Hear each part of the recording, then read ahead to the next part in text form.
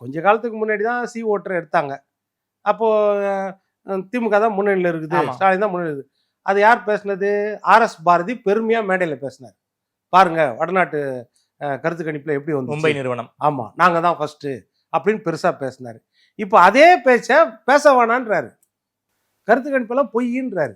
கருத்து கணிப்பில் அதிமுக முந்தி கொண்டு வராங்களா சார்? முந்தி கொண்டு வராங்கன்றது எல்லா இடத்துலயும் தெரியுது. ஏன்னா ரொம்ப டஃப்பா இருக்குது அப்படின்னு ஃபீல்டுன்றது தெரியுது. ஏன்னா எதிர்ப்பு ஓட்டுகள் இயற்கையா இருக்கும். இன்னொரு விஷயம், நம்ம கட்சிக்கு அப்பாற்பட்டு சொன்னா, அதிமுக இருக்கிற சாதாரண உறுப்பினர்கள் என்ன பண்ணிக்கிறாங்க, திமுக கம்பேர் பண்ணும்போது திமுகவை பார்த்து இதுக்கு ஸ்டாலின் ஆட்சிக்கு கருணாநிதி ஆட்சியே மேலுன்றாங்க. அதே மக்கள் என்ன நினைக்கிறாங்க தெரியுமா, எடப்பாடியார் ஆட்சி எவ்வளோ மேலுன்னு நினைக்கிறாங்க. இந்த ரெண்டும் தெரியுதா? ரெண்டுமே ரெண்டு பக்கம், எதிர்கட்சினாலும் சரி ஸ்டாலின் மேலே அதிருப்தி, பொதுமக்கள்னாலும் ஸ்டாலின் மேலே அதிருப்தி. காரணம் என்னன்னா, எல்லா துறைக்கும் தேவையான வாக்குறுதிகள் கொடுத்துட்டாங்க. இவங்க எல்லா துறைக்கும் வாக்குறுதி, எந்தெந்த செக்டார் இருக்குதோ அந்தந்த செக்டார் அவங்க ஆசையை நிறைவேற்று, அவ்வளோதான். ஆசிரியர்கள் போராட்டம் பண்ணுறாங்களா, நேரம் அங்கே போய் நின்றுட்டு உங்கள் கோரிக்கை என்ன, எல்லாத்தையும் நான் நிறைவேற்றுறேன்.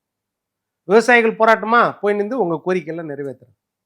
அவங்க யாருக்கும் இன்னைக்கு வரைக்கும் கொடுக்கலையா? இன்னைக்கு வரைக்கும் கொடுக்கல. 9 பேருக்கும் கொடுக்கல. அவங்க குடும்பத்தை சேர்ந்தவங்களுக்கு ஒரு வேலை போட்டு அடிப்படையில் அதுவும் கொடுக்கல.